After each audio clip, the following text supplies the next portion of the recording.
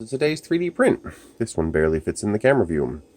This is the SpaceX Falcon 9, published by Ender Fusion. I'm pretty sure this is his model. 1218358 on Thingiverse. I decided just for the hell of it, I wanted to try to print something super tall and skinny on my CR10, and this I also did it in Vase mode, so this is completely hollow. And it worked. I mean, and it's easy. It's even pretty strong. I mean, I don't think it'll break. I think this is fine. It won't be stable to fly. I'd have to put some clear fins on down here, but it's pretty cool. This is at 390 millimeters. There is some banding. I can feel it and see it in the print. I could probably show you. Come on. Why do you always gotta fight me? I mean, why won't the autofocus realize that there's something there? Instead, it's got to mess with me. There we go. So you can see down here, it's super smooth. Really nice print. But when it gets up here, you can see there's some definite banding going on there. And what I suspect is because this is how it printed, with nothing holding this on the bed except for that little tiny bit down there.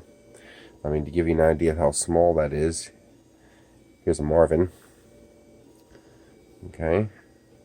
It's very, very small. Actually, I got a nickel from my last video.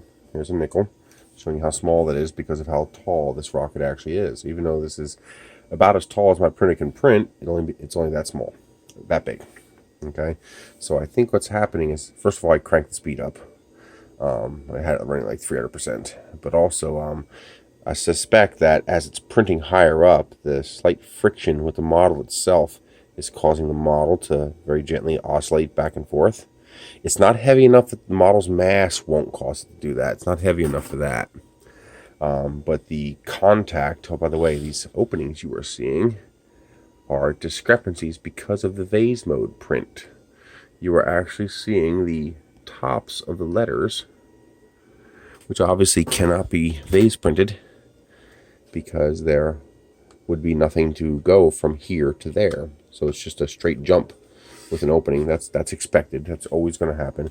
You can hardly see it. It's amplified on the camera because of the light shining through it, but as you can see, it doesn't affect the print quality. It's fine.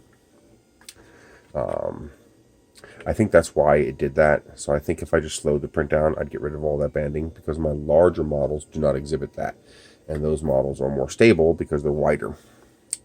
And I also jack up the speed.